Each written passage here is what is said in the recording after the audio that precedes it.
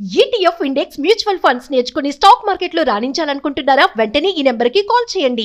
నమస్తే రమ్మగారు. నమస్తే జయ. మంచి స్టోరీ చెప్పండి. చందమామ కథ చెప్దామా? ఓ పూర్వం ఒక కోయ పల్లెలో, ఒక చిన్న పల్లెటూరులో ఒక కోయవాడు ఒక ఆయన ఉండేవాడు. పెళ్ళైంది, 2 పిల్లలు పుట్టాక భార్య చనిపోతే ఆయనకి చుట్టుపక్కల వాళ్ళంతా ఏమంటారు, చంటి పిల్లలు ఉన్నప్పుడు ఆడది లేకుండా ఎట్లా చేస్తావు, నువ్వు వేటకెళ్తావు, నువ్వు ఊళ్ళోకి వెళ్తావు, అడవిలోకి వెళ్తే పిల్లల సంరక్షణకు ఆడది ఉండద్దు, ఇంటికైనా ఆడది ఇంటికి ఇల్లాలు ఉండాలని పెళ్ళిళ్ళు చేసేవాళ్ళు. రెండో పెళ్ళి చేస్తే అదొక రాకాసి. ఆవిడికి సవితి పిల్లలంటే గిట్టేది కాదు. ఈ పెద్ద పిల్లలిద్దరు, ఒకడు సింగన్న, పిల్ల పేరు దుర్గాలు. సింగన్న తెలివైన వాడు, కొంచెం తప్పించుకోవటాలు అవి చాతొచ్చిన వాడు. ఆ దుర్గాలు తెగ ఏడ్చేది చిన్నపిల్ల తల్లి, సవితి తల్లి పెట్టే బాధలకి. అన్నిటికీ కసిరి కొట్టేది, వేళ్ళకి పెట్టేది కాదు, సగమే పెట్టేది. ఏదైనా తింటే ఎంతసేపు తింటావనేది, పని చేయించేది బాగా. చిన్నపిల్లతో అన్ని పనులు చేయించేది. దాని చేతులు పుళ్ళు పడిపోయి కాళ్ళకి దెబ్బలు తగిలి ఏడ్చుకుంటూ ఉండేది. పాపం సింగన్నకు బాధగానే ఉండేది. అయితే ఈ చెల్లెని తప్పించగలిగినంతసేపు తప్పించేవాడు, ఇది లేకపోతే లేదు. ఈ సవితి తల్లికి ఏమనిపించిందంటే, వీళ్ళని ఇట్లా ఏడిపించుకు తింటాం ఎందుకు, వీళ్ళని పీడ విరగడి చేసేసుకుందాం అని చెప్పి ఓ తెలిసిన చుట్టాల అబ్బాయిని ఒకరిని పిలిచి, ఒరే వీళ్ళని అడవిలోకి తీసుకెళ్ళాలిరా అని చెప్పి. పిల్లాడికి ఏం చెప్పింది, మనకి మందులు ఏవో కావాలి, మందులు నూరుకోవాలి, ఆ మందులకి కావాల్సిన మొక్కలు అడవిలో ఉంటాయి, పనివాడు వస్తాడు, నువ్వు వాడితో వెళ్ళు అని చెప్పింది. నువ్వు ఒకటే ఏం పోతావు, చెల్లిని కూడా తోడు తీసుకెళ్ళు అని చెప్పి చెల్లెల్ని కూడా పంపించింది. పిల్లాడు ఇదేదో ఎత్తేస్తుంది అనుకుని వాడు ఆడుకునే ఇవి ఉంటాయి, రాళ్ళు, గులకరాళ్ళు, ఆటలాడుకునేవి.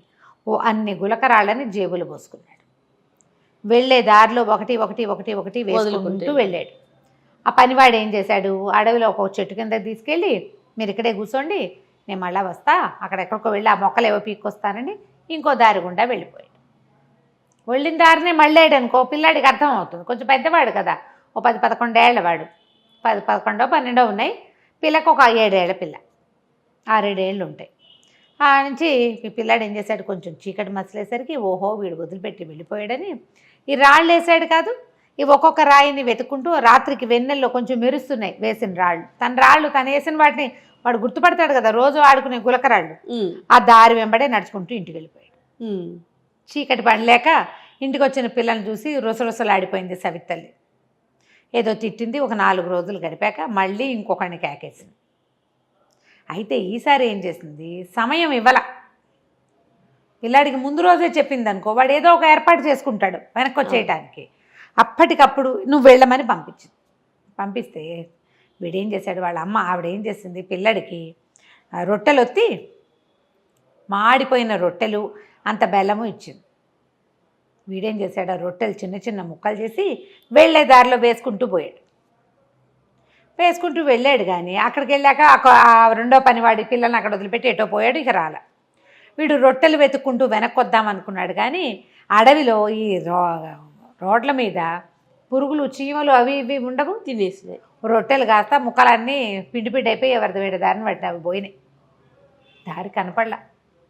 ఇక ఏం చేస్తాడు, వెతుక్కుంటూ ఈ చెల్లెల్ని వెంటేసుకుని ఏవో 2 కాయలు ఏవో కనపడితే ఆ 2 కాయలు, బెల్లం ముక్క ఒకటి ఉంది, బెల్లం ముక్క పెట్టి చెల్లెలకి తినిపించాడు. వాడు నడవడం మొదలుపెట్టాడు. వెళ్ళగా కొంచెం వెన్నెల రాత్రులు వాడికి ఒక పెద్ద దేవాలయం ఒకటి కనపడింది. దేవాలయం నిండా సజీవ శిల్పాల్లాగా ఉన్న బొమ్మలు ఉన్నాయి. ఏమిటో సరే ఏమన్నాడు, చెల్లెల్ని కొంచెం గట్టెక్కించి నుంచోబెట్టి దాని మీదగా ఏవో చెట్లు కనపడుతున్నాయి, పైకెక్కితే వెలుతురు బాగా కనపడుతుంది, ఇంటికి దారి కూడా కనపడుతుంది, నువ్వు ఇక్కడే నుంచో అని ఆ గోపురం మీదకి ఎక్కాడు. ఎక్కేసరికి అలా అన్ని బొమ్మలు, మనుషుల బొమ్మలు ఉన్నట్టే ఉన్నాయి. అవి ఎక్కి ఓ పక్క నుంచి ఓ చెట్టు ఏదో ఇట్లా వాలి ఉంది ఆ గోపురం మీదకి. దానికి నిండా కాయలు కనపడుతున్నాయి. పిల్లాడు ఏం చేశాడు, ఆశకి ఆకలిస్తుంది, మధ్యాహ్నం ఎప్పుడో తిన్న అన్నం పాపం, ఆ రొట్టెలు తినలేదు. ఇంత బెల్లం ముక్క నోటేస్తున్నా అంత బెల్లం చెల్లెలకే పెట్టేశాడు. కాయ ఒకటి పట్టుకు లాగబోయాడు. కాయ కోసేసరికి గంటలు గణ మోగిపోయినాయి ఆ దేవాలయంలోకి. కాయ కోయగానే మోగేసరికల్లా ఆ దేవాలయం లోపల నుంచి ఒక గూడల్లి ఉంది. ఒక ఆవిడ బయటకు వచ్చి, ముస్సిలి మామ, అయ్యో ఎవర్రా పిల్లలు, ఏమిట్రా, ఎక్కడి నుంచి వచ్చారా అని కేకేసుకుంటూ వచ్చింది. కింద నుంచున్న 6-7 ఏళ్ల చిన్నపిల్ల, పైన ఎక్కిన కొంచెం పుష్టిగా ఉన్న పిల్లవాడు కనపడేసరికల్లా కేకేసింది, రండ్రా మా నాయనే అడవిలో తిరుగుతున్నారా, దారి తప్పిపోయారా, రండి రండి అని లోపల తీసుకుపోయింది. చక్కగా సుష్టుగా అన్నం పెట్టింది. పప్పు కూర అన్నీ వేసుకుని శుభ్రంగా తిన్నారు. తెల్లవారు లేచి మా ఇంటికి వెళ్ళిపోతామవ్వా అని చెప్పాడు. అలాగేరా, అంతకంటేనా అంది. కానీ తెల్లారి లేవల సింగన్న. తెల్లవారేసరికల్లా ఒక గూడు లాంటి దాంట్లో ఎలా ఉందంటే అది ఒక జైలల్లే ఉంది, గుహల్లే ఉండి జైలల్లే ఉంది. మంచానికి వేసి తాళ్ళకేసి కట్టేసి ఉన్నాడు వాడు.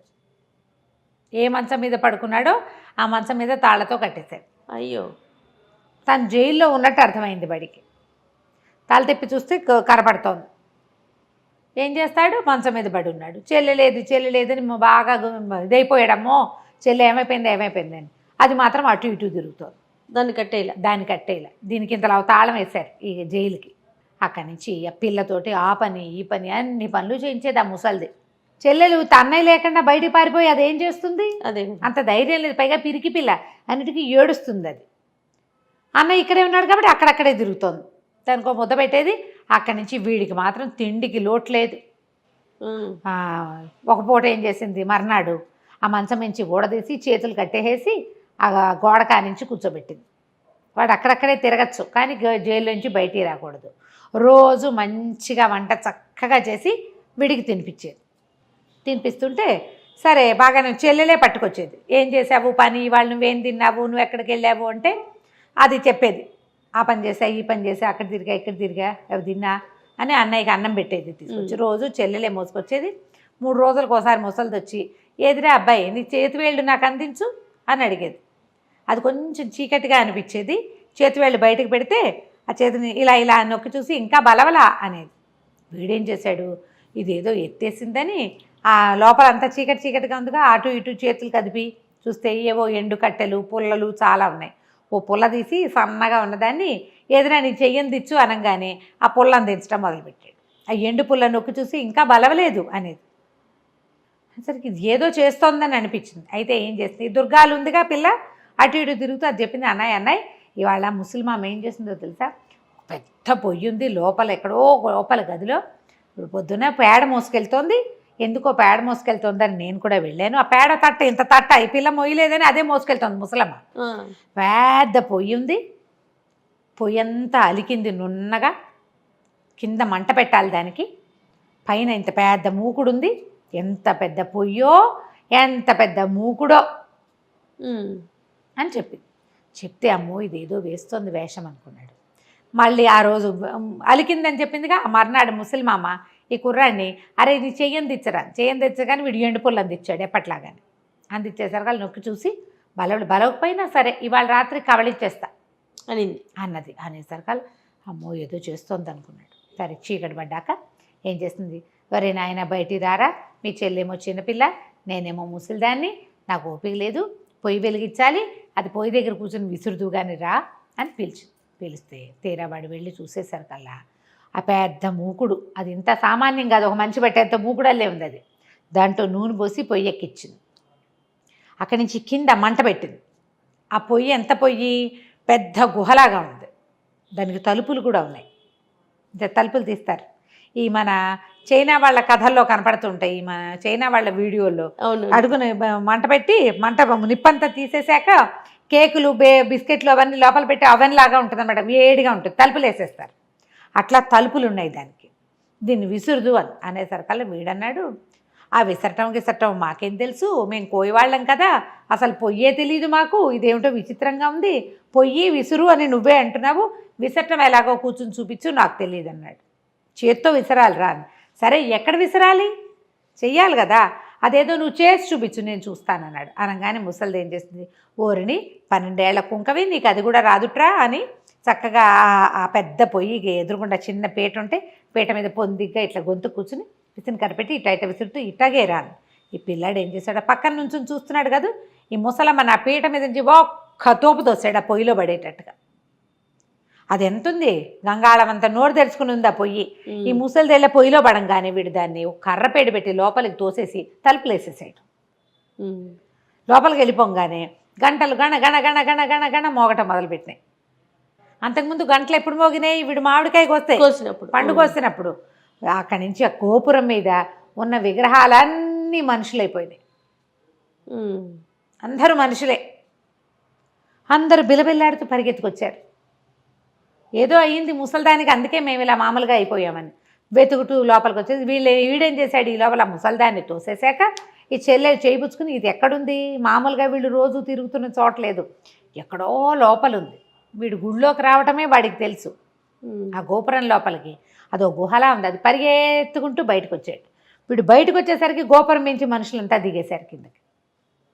భలే భలే భలే పని చేసావు, ఏం చేసావు ముసల్దాన్ని అని అడిగారు. ఏం చేసావంటే, నేను పొయ్యిలో దోసేసానంటే, పద పొయ్యి ఎట్లా ఉందో చూద్దామన్నారు. అక్కడ ఏమైందో, పొయ్యిలో ఏమైందో చూడాలిగా.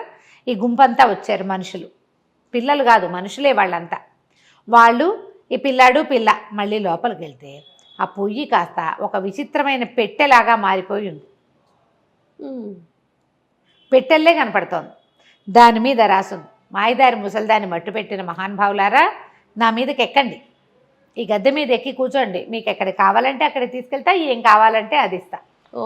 అనగానే చుట్టూతా చేరిన వాళ్ళ చప్పట్లు కొట్టారు. మీరే మహానుభావులు, మా ఎవరి వల్ల కాలేదు, ఎక్కండి ఎక్కండి ఎక్కి కూర్చోండి అని ఈ పిల్లాడిని ఎత్తి దాని మీద కూర్చోబెట్టి ఆ దుర్గాల్ని కూడా ఎత్తి దాని మీద కూర్చోబెట్టారు. మా ఇంటికి వెళ్ళాలి అనగానే ఆ పెట్టె బొక్క వదుటనే లేచేసి ఇంటికి తీసుకెళ్ళి రైమని వాళ్ళ ఇంటికి తీసుకెళ్ళిపోయింది. ఒక పల్లకీలాగా అయిపోయింది అనమాట. అది మోసుకుంటూ వాళ్ళ ఇంటికి తీసుకుపోయింది. ఎప్పుడైతే ఈ పిల్లలు ఆకాశంలో నుంచి దిగేసరికి ఏవో మాయలు మంత్రాలు జరిగిపోతున్నాయి. అప్పటికి వీళ్ళు వెళ్ళిపోయి 10-15 రోజులు అయిపోయింది కదా. చుట్టుపక్కల వాళ్ళంతా తిట్టిపోస్తున్నారు, పిల్లల్ని పొట్టను పెట్టుకున్నామని. మొగుడు కూడా తిడుతున్నాడు.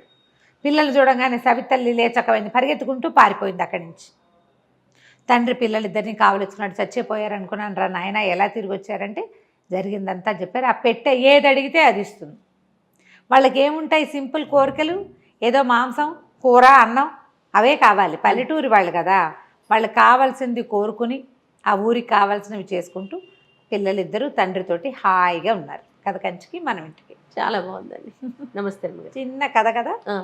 నమస్తే.